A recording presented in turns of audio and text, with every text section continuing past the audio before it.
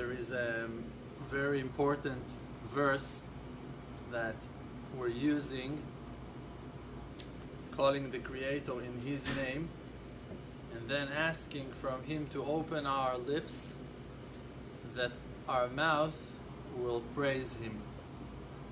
Before we're about to pray, we're expressing our understanding, we're admitting, facing the fact that if He won't give us the power of speech, we won't be able to talk.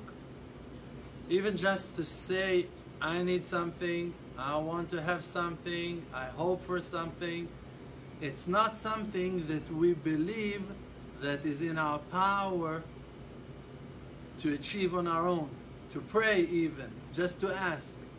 We know that all of our powers are coming in an act of grace from above, from heaven.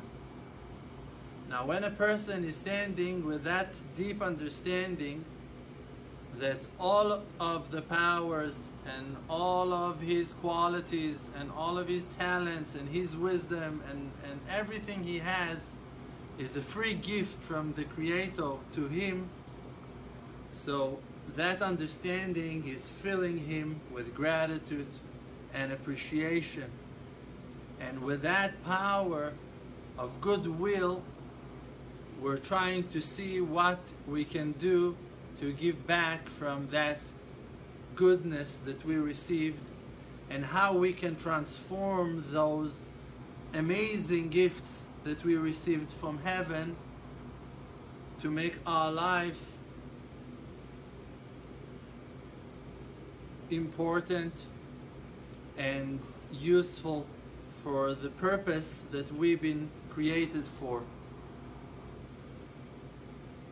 The world, as of today, is in such a dark place that people lost their connection even inside their houses, even inside the families. Couples cannot relate to each other. The distance between the bodies, between people, became so strong and so even violent that we're not able to communicate. And people feel so disconnected and so rejected, and everyone feels so bad with himself and so low and so broken and criticized and abused, that we're walking terrified, lost in the dark, and looking for outlets, looking for ways to communicate, to come back to something familiar, to something good, and finding it very hard. Now, today, while we drove for 5.5 hours, we were thinking, when you drive in the US, especially on the highways, you can see many churches and many, like the cross, huge crosses on the sides of the highways. And in our mind, my wife and I, we were thinking, many of the towns, many of the cities are very religious. We went to a certain store, and it was written over there, some signs, if you love Jesus, like the store of Jesus lovers, and a person in the store, she tells me, she's asking me, she said, oh, I'm also religious, she's asking me, is that store religious? Is it a religious store? I told her, a store is not religious. A store is a store. The owner might be religious, but the store is a store. It's just like, you know, walls and shelves and products. The store is not religious. But it was a very religious area, and when people saw us over there, they thought we're Hamish, and they started asking us about the Hamish culture, and I told them, we're Jewish, I'm Jewish, we're not Hamish. And like a lot of issues of religion came up while we drove today.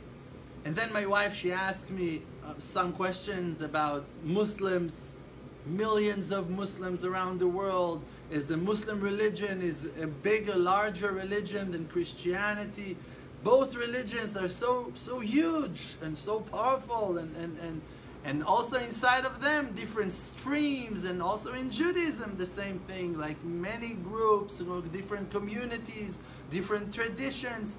And we were discussing it and talking about it, and then my wife, she said, why do we need all those religions? For what? The dividing is supposed to be between good people and bad. And that's it. Like, why we need all this craziness when in reality it doesn't really help? If you would really divide the nations to religions, and it would bring something good out of it, so I understand, great, okay, let's all join to the one that will shine the world and will follow it, because we're looking for good. But if inside each and every one of those religions you have good people and bad, wonderful, amazing people and evil people that not belong to our life at all, so what's the benefit of religions? What's the benefit of all of that? And I think in my reality, when I observe on my life, I'm a person that started his journey in life with no connection to my religion. Even though that I born Jewish to an Israeli family in Israel, my family was not a traditional family. We were not keeping the seventh day of Shabbat. We were not eating the food that is allowed by the Bible, by the Torah. We were not observant to keep. We were not orthodox. We were not religious. We lived secular life, far from Torah, far from obligations, like free. And when I realized in my inner search of finding a true thing in my life, because I was seeking for the truth that I am Jewish, I start checking about my roots, and then I found my Judaism. But it's not that now as a Jewish person I think that my Judaism is a flag that I should go and wave. Why? Because the fact that I'm Jewish is the only reason that I'm connected to Judaism. And another person doesn't need to connect to Judaism if Judaism doesn't shine to him. But if Judaism shines to him, so it shines. When we came in the first times that we traveled to the US, we met few Native Americans people. And they were very nice. I have few students that are also Native Americans. And when we came here, we learned a lot because of, like, you know, in reality, we met something culture-wise that we never been exposed to in Israel. You don't have Native Americans in Israel, right? Barely. And when we came here, suddenly we met and we heard more. And also because that the Jewish people, suffered from a lot of decrees and went through the Holocaust, and millions of our people died and executed, we feel a certain connection to the Native Americans here that also suffered badly in their history. And when I a little bit like put my mind to that culture, I thought about their faith. And it's very easy for a person that is religious to disqualify different religions with different opinions because that they are not worshiping the same name, the same definition of God. They were able to pray to the God of fire, to God of water, to the God of eagles, to the God of winter, of wind, whatever. They had their faith, and I claim to believe in something that I think that it's the highest thing of them all, that it's the most divine faith in the world. I can claim, but when with an honest way of observation, honest look, I will try to put my mind into their culture, I would understand that they really, in those days, were experiencing those experiences that established their faith. They felt the Spirit talking to them from the fire. They heard the voice talking from the wind between the trees. They saw it moving on the grass. They felt it. When they were praying in their way of praying, they have been answered, or else they wouldn't pray again to that source of energy, to that source of good, based on their faith. Means that their faith was right for them in their life, in their days, at least enough that I won't criticize it. That I won't think that I'm better than them because I'm different. Because if I am an arrogant person that thinks about himself that he is right, so if I would born a Native American, I would disqualify Judaism. Because every arrogant person is just selfish and self-centered, and that's why he's disqualifying and erasing and canceling different opinions, only because he wants to protect his own, and he wants to feel that he is above everyone else. So he's just like making X's on everyone and erasing everyone, and establish his own arrogance and his own honor and pride above everyone else, and by that he feels better with himself. But that is not a method to reveal the truth. Because the truth, the verse is saying that the truth is growing from the ground. The truth is to be humble. And a wise and humble person is a person that is able to learn from everyone. It's true that I'm Jewish, and it's great for me. I'm Jewish. That's my life. That's who I am. That's who my mother, she is. And that's why I'm Jewish. And as a Jewish person, I have my journey. But you might be different than I, and you have your journey. Now, it doesn't mean that you should stick to the faith of your parents, of your tradition. You should find your roots. You should find your true self. The Afro-Americans that today are Christians, Christianity is not their basic religion. Native Americans that today are Christians, Christianity is not their original religion. So also Christians that their ancestors are Christians. Also Jewish people, where Judaism started from Abram. And Abram is testifying on himself that his father was worshipping idols. Every person should investigate in the roots of his soul who he is and why. You can say, I don't feel like it, don't want to, like I have my business. What are you talking about? Like I have my life. There is something very unique. The seed of a person, the soul of a person that is passing to him from his parents is a spark that was connected to the earlier soul of his parents. Every person is built from a physical body that is his vehicle, and on top of that body there is a thread, a rope, a spiritual rope that is the soul of the person.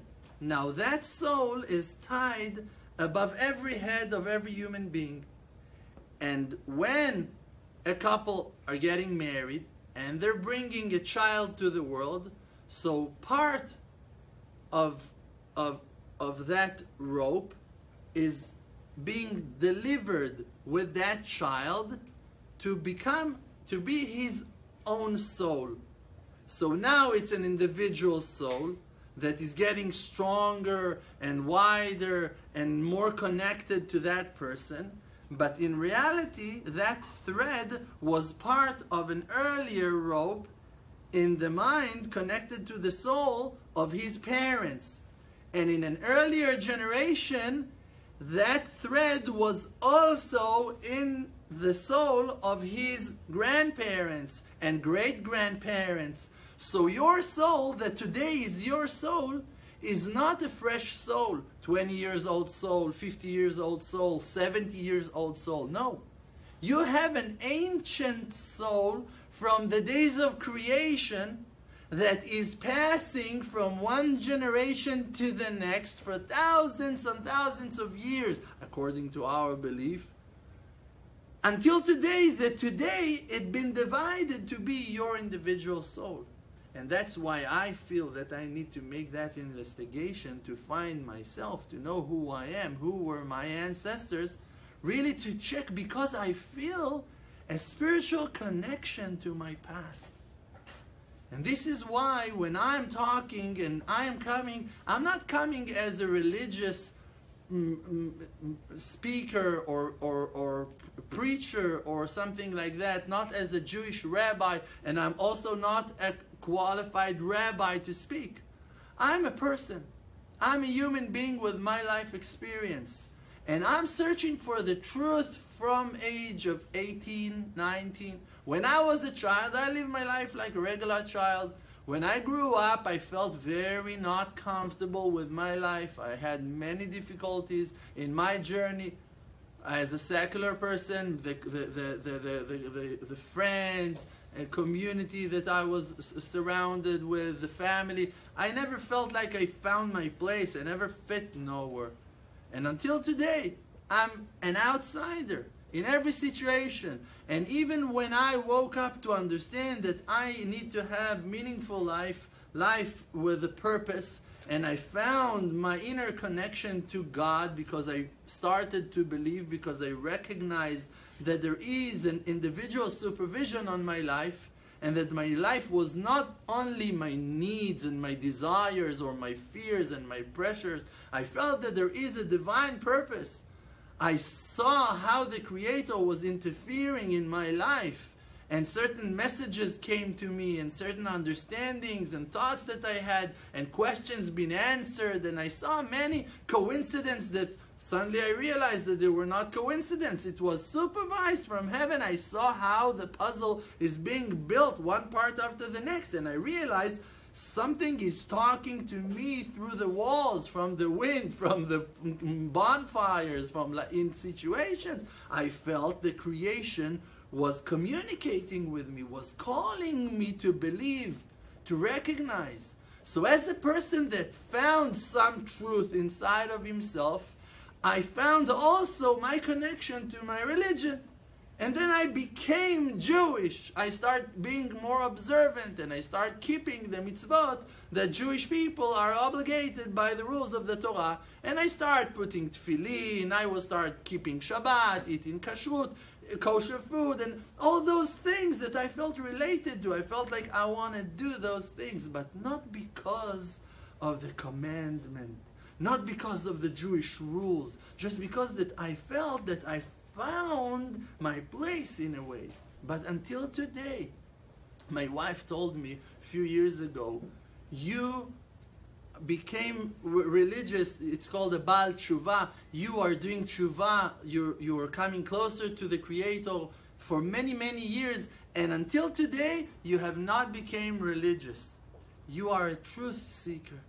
You're not a religious person. Even though I'm dressed religious, even though I am very observant, what that I'm seeking for is not religion.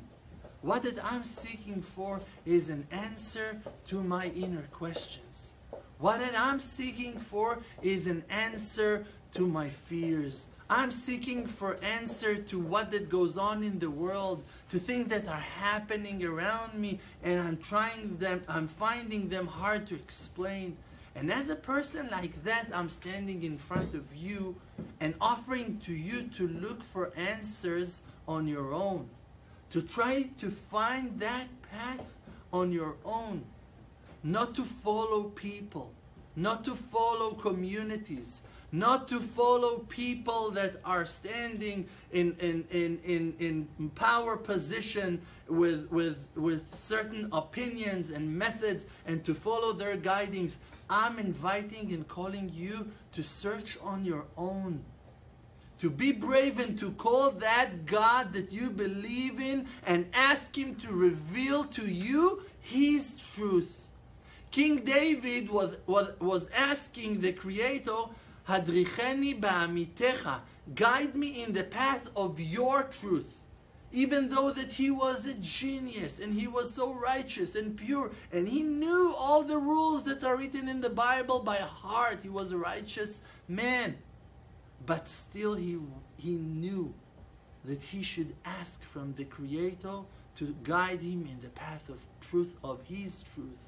Because life can bribe you, life can tempt you, life can suggest for you different options and different things that will distract your thoughts, that will pull your mind to different options and to take you to wander and lose years of your life searching for things that are not as important as things that are much more meaningful, as finding the good qualities that are treasured inside of you, because we still don't know who we are. We have such a great potential. When you look at famous people, in reality today, when we are humbled by life and we're not that rich and not that successful and not that big, large or whatever, accepted, honored, I don't know what, when we are still feel as small people, when we look at greater people than us, so to speak, in the eyes of our imagination, who that we think that he is greater than us, so we admire him. He looks so beautiful to us. He looks so amazing, so inspiring. We look up to those people. But if you really gonna look with eyes of truth, you're gonna recognize that that person, even though that he can sit on thrones of honor, he can talk on stages, he can bring thousands of people to work for him and to fire them all in one day. Even if he's so powerful, if you're gonna look at that person's eye, you're gonna recognize that he's just a regular human being. He's like me and you. What's the difference between us to him? There is no difference. Just he's standing in a different position. It might be that he's working even less than you, that you're working even harder than him. It might be that you are wiser than him, more gifted and more talented. Just from heaven they put him in a certain place, but he's a regular human being. And why am I saying that? That you won't lose your self-esteem and won't try to compare yourself to someone else, because you are the best no matter which level you're holding at. You think to yourself that someone else is better than you because he has more money, he has more power, he has more knowledge, I don't know what. But in reality, he's a regular person, exactly like you. And he is holding in a certain greatness only because that from heaven they put him in that place. But in one moment they can take him down. And in one moment they can rise you and bring you up to a place that no man ever walked in that place before. And we don't know how the Creator calculates his moves, and how he's running the wheels of creation, and how things will change in one day. But we believe that the Creator is the God of truth. And he is the righteous God. And he is the God of kindness, of love, of honesty, of respect. And when we want to connect ourselves to him, we need to work on our attributes, on our manners, on our behavior.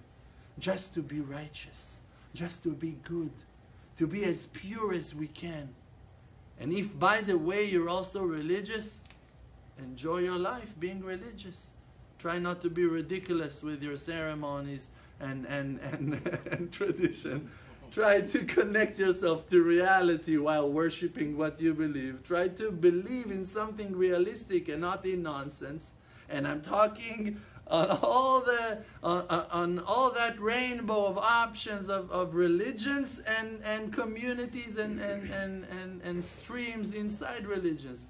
You can go crazy and claim to be the purest and the holiest and whatever, and in reality you're just a crazy person, sick in your mind and acting foolish.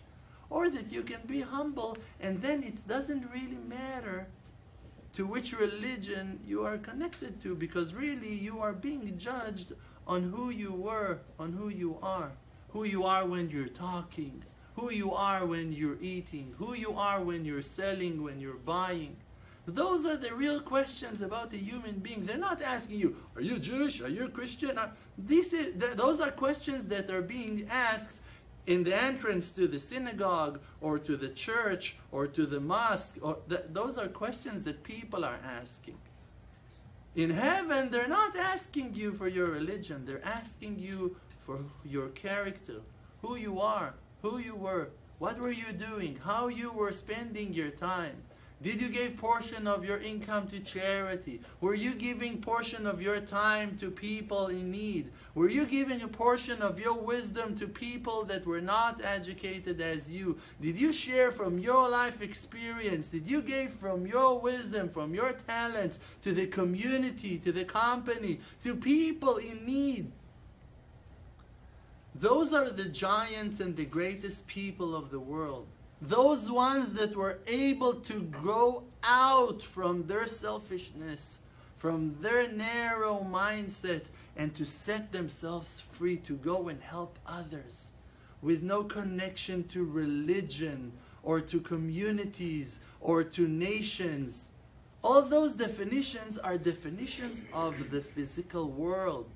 Color of your skin, the sound of your accent, the family you came, those are all the character, lines of character of your body, of your vehicle.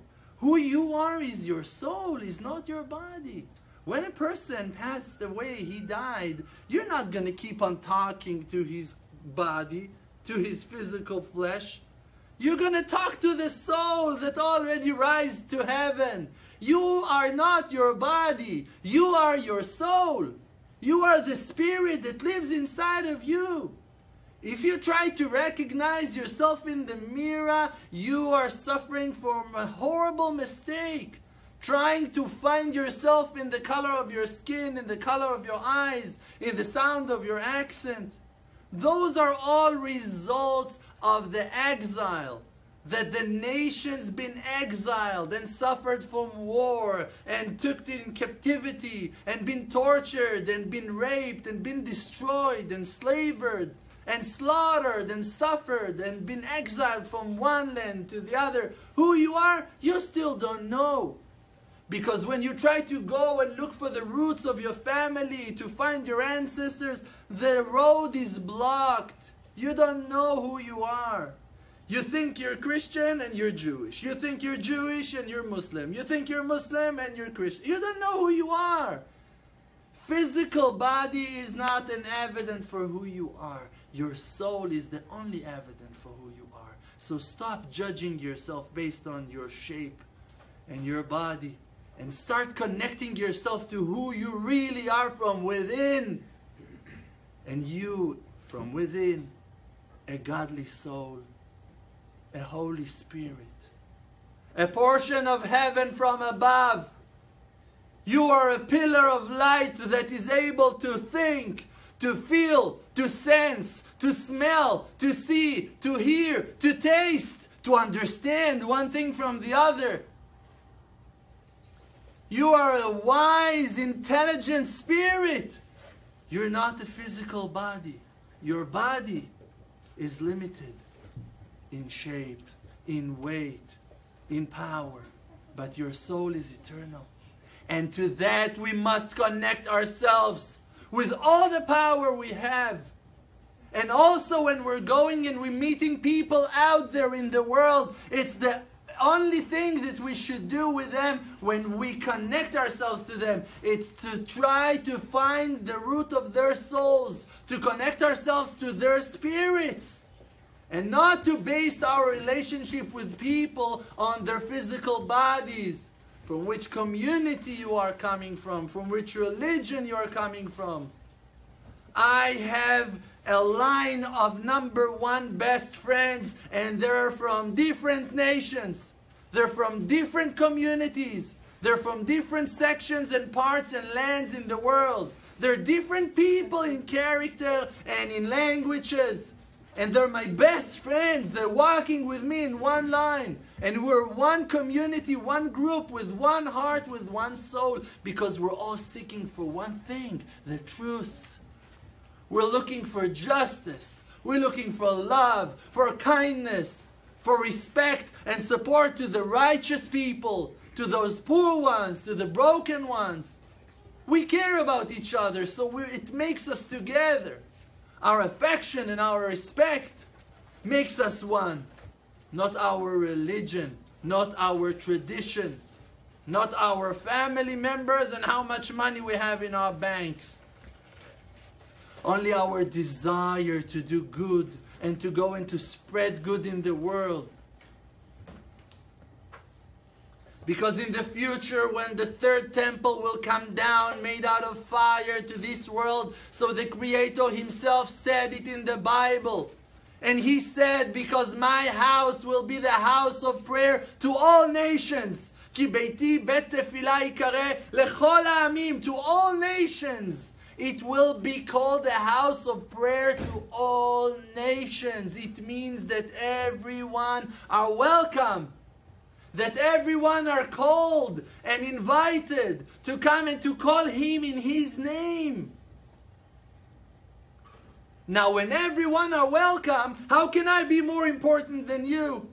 If you're welcome as well and I don't know who you are, how can I be better than you? How can I be greater than you? If the Creator, the one that gave me life and gave you life as well, He called us both to come.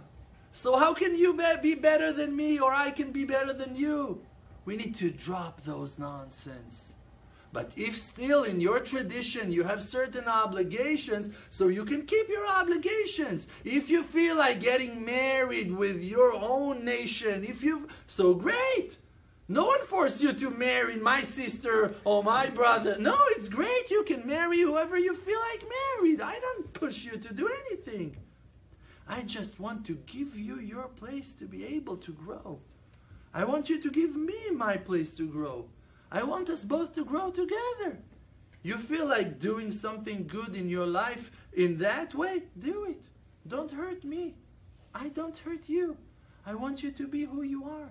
I want you to find the presence that you've been gifted with from the Creator that created you in your shape, with your traditions, with your life story, in your colors, with your shape, with your qualities that I don't have, because He created me with mine, with my nature, with my power, with my gifts. And I want to receive the permission to be who I am, that you will respect who I am, that we will be able to respect each other. This is the secret of the true believers. That they believe that the Creator, He created everyone, and His love is on all of His creations. In the Bible it's written that when Moses opened the sea for the Israel nation to cross the sea in dry land, when we ran away from the Egyptians that tried to kill us after hundreds of years of being slaved over there in Egypt, the nation of Israel were able to escape and to run when the sea was opened. We crossed the sea, and then the Egyptian soldier, they ran after us to kill us. They wanted to slaughter us because they regret on the fact that they let us go, and they wanted to kill us. While they crossed the sea, the Creator said to the sea to cover on the ancient Egyptians. It's not the same Egyptians of today. It's a different nation that disappeared from the world. And the sea covered the Egyptians, the ancient Egyptians, and they all died except of Pharaoh, except of their king that had been pushed to the sea, to the shore.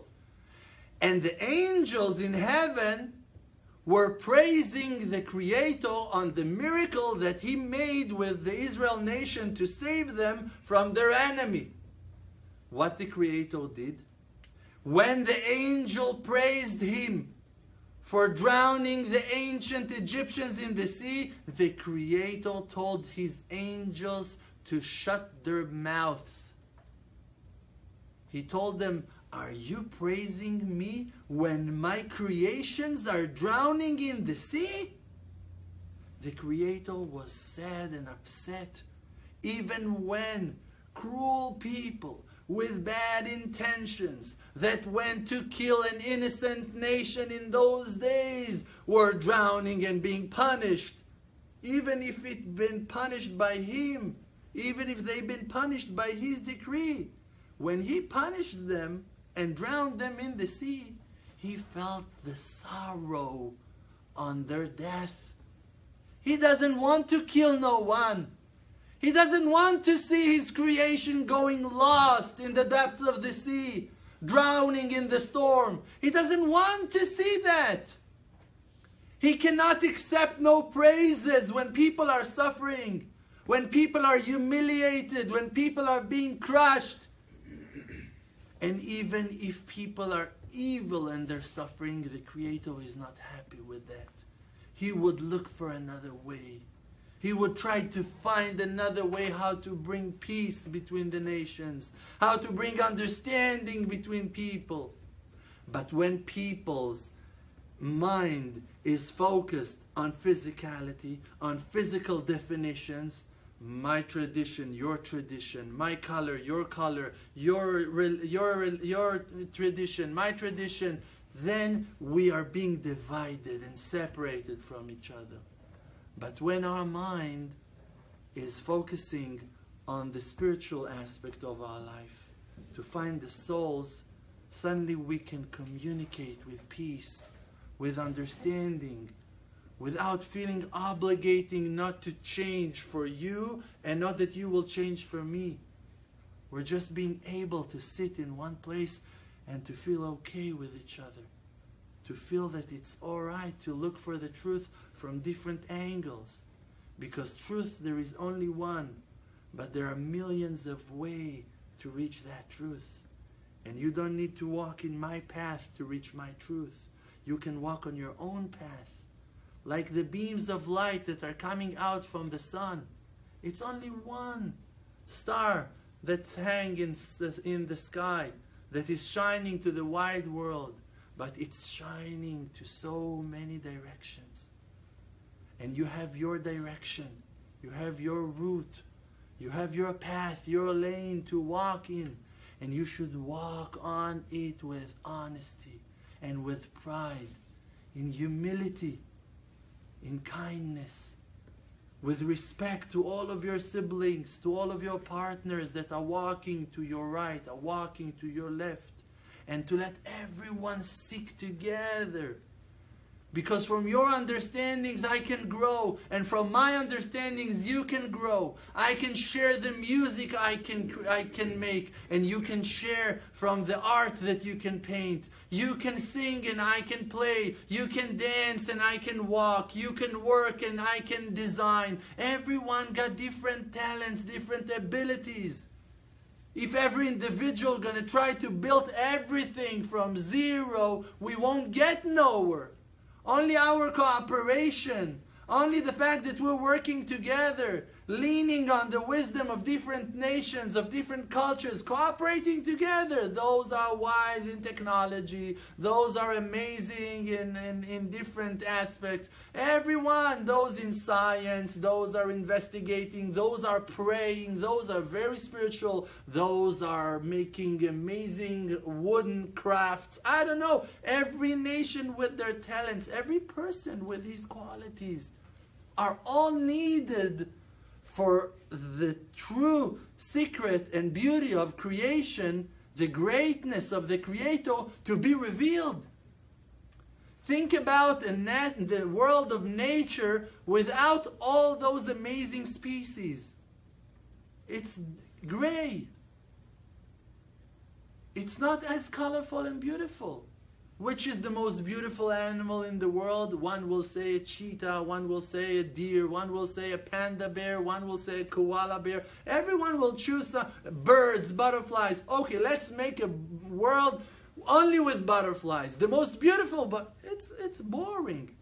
No cheetahs, no elephants anymore, no cows, no deers, no goats, no lions. No, it's boring. Only Jewish, only Christians, Catholics. It's boring.